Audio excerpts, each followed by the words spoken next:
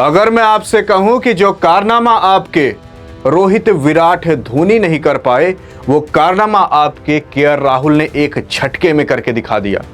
क्योंकि इंडिया बनाम इंग्लैंड के थर्ड टेस्ट मैच के अंदर जब भारतीय टीम को 387 रन चेज करने को मिला सेकेंड इनिंग के अंदर, और जहां आपके यशस्वी जायसवाल, शुभमन गिल आते और चलते बने, वहीं आपके केएल राहुल ने शतक जड़े।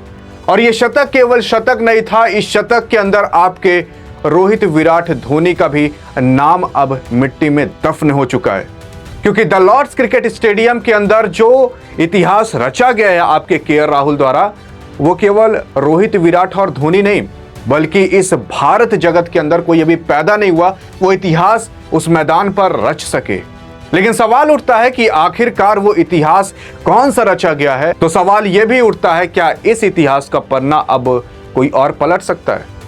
क्योंकि यहां पर हम बता दें, इंडिया बनाम इंग्लैंड के थर्ड टेस्ट मैच के अंदर भारतीय टीम को सेकंड बार बैटिंग करने को मिला, और जब इसमें बैटिंग करने को मिला तो आपके केएल राहुल साहब की भी बारी आती है, जहां पर आपके शुभमन गिल, आपके ऋषभ पंत भी रन आउट हो जाते हैं। तो वहीं पर आपके यशस्वी जायसवाल भी 10 से 20 रन के अंदर चलते बनते हैं।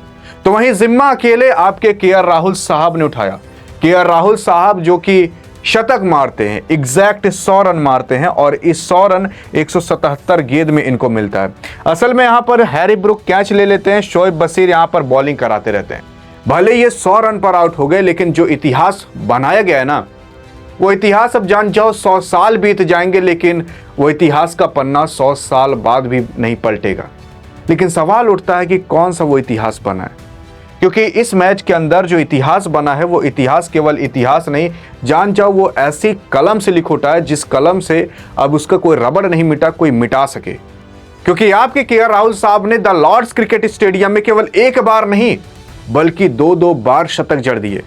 वो समय था 2021 जब आपके केएल राहुल साहब ने 129 रन की पारी खेली थी, और ये समय है 2025 जहां पर वापिस से शतकीय पारी खेली द लॉर्ड्स क्रिकेट स्टेडियम के अंदर। ये एक ऐसा क्रिकेट स्टेडियम है जहां पर माना जाता है ये दुनिया का सबसे मिस्टीरियस क्रिकेट स्टेडियम है।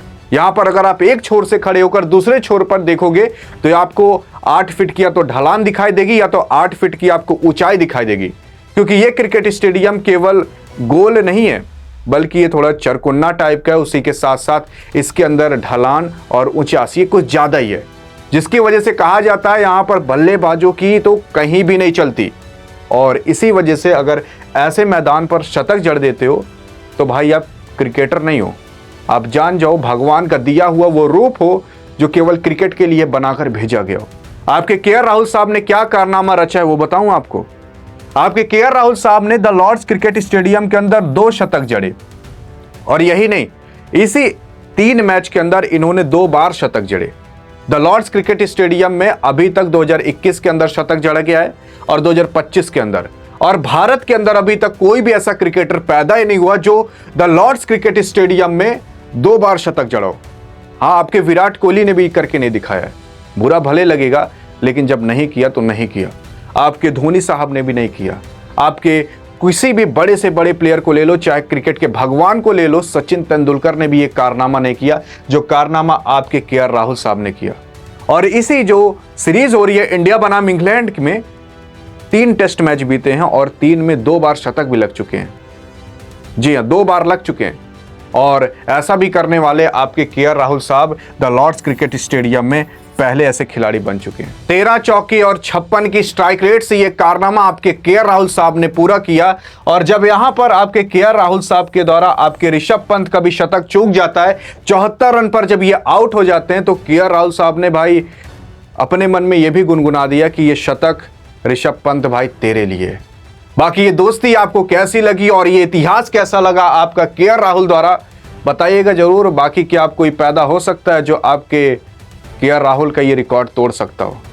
देखते हैं किसके अंदर कितना दम है, किसका नाम कमेंट में लिखते हो।